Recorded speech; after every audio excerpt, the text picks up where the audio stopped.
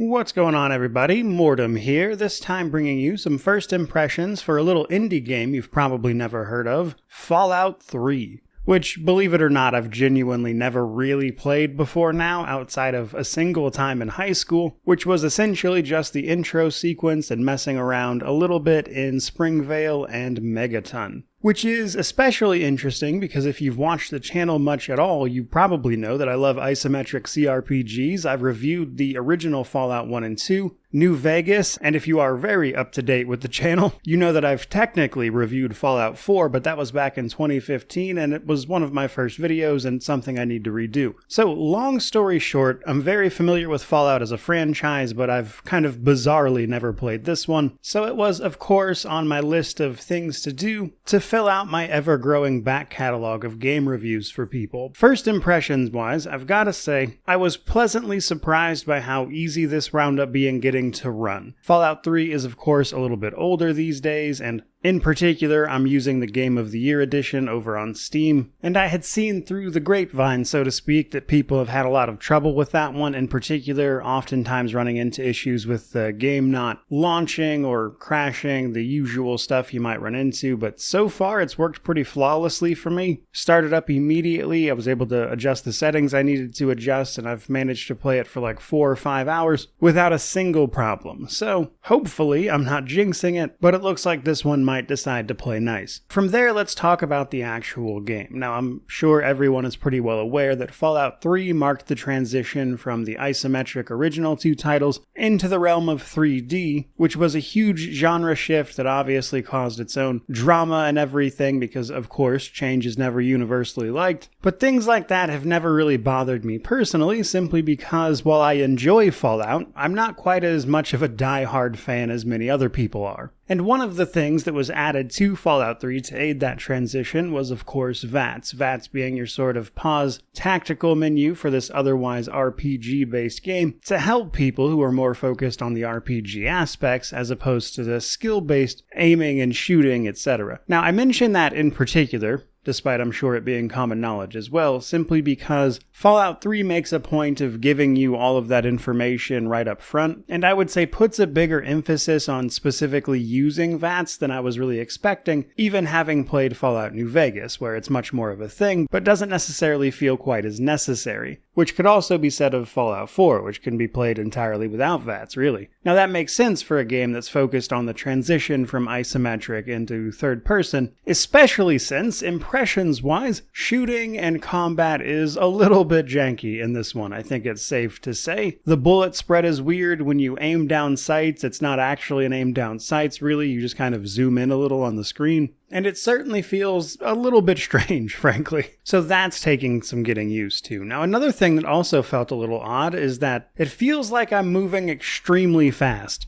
Which, from what I understand, is because this game's movement speed is tied to frame rate, it would seem. And while there's technically a solution for it in simply locking your frame rate to 60, I've kind of been enjoying it. So at least as of right now, I'm inclined to leave it where it is. Especially since I'm not playing through this with any mods, which I'll talk more about in the actual review, but I want to experience as much of the actual game as I can. Now, beyond all of that stuff, while I haven't played the game for myself, I have, as I mentioned, learned, I would say, a great deal about it over the years simply through secondhand information, which brings me to the story of this game a little bit. So, from what I understand, this game has a pretty terrible ending, with everything else seeming to be good to okay as far as public opinion goes. From what I know of the game, they wanted to tell a story about your birth all the way up to your death, which is why the beginning of the game starts with your character being born, and then you kind of run through character creation in a set of flashbacks in Vault 101,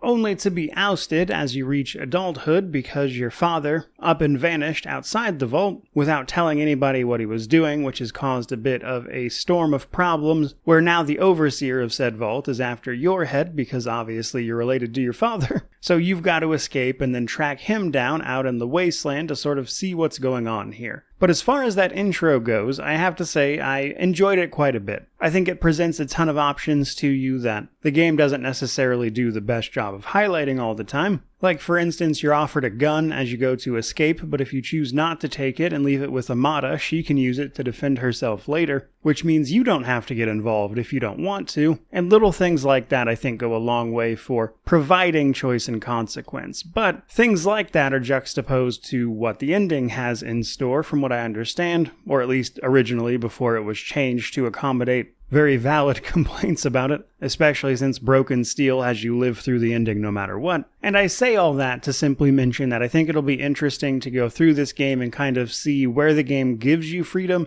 and where it takes it away. Because it is my understanding that this is something that this game struggled with specifically. Now, beyond those things that I just wanted to call out here in this first impressions video, it's probably also worth a mention that I think if you've played any of Bethesda's titles at this point, you probably know what the rest of the game has in store for you, at least gameplay-wise, though I really enjoy how much of a character basically everyone your character meets happens to be. Like, everyone I've talked to, both in the Vault and then in Megaton, and then as you start exploring the Wasteland, has this sort of big personality that also seems to fit perfectly in with the setting, creating this really fantastic atmosphere, which really helps sell the fact that you are supposed to be this outsider stepping into a world that exists and is already in motion. And at least here at the beginning, they seem to have really nailed that part, which I would imagine is at least a big portion of why people are so enamored with Fallout 3 specifically over the years. But I think that's pretty much where I want to call this video specifically, but obviously the review will be much more in-depth, similar to basically all of my reviews. But if you've seen my stuff for Bethesda's other works, you'll kind of understand what I mean. But more than anything, I'm looking forward to jumping into this one, experiencing all the content for myself for the first time. In particular, this game has a lot of notable DLCs that I really want to try. For instance, I know a lot of people don't like Mothership Zeta, but that looks hilarious to me and I really want to play it. So I'm looking forward to crossing this particular game off of my own backlog. Now, with that in mind, I don't know exactly how long this will take, but I have essentially the next entire week to myself, so I'll be doing basically nothing but playing this game for the most part. So I'm hoping with all of that time on my hands, this won't take me more than like a week. But we will simply have to see how it pans out. But that will pretty much do it for today. I certainly hope you enjoyed this video.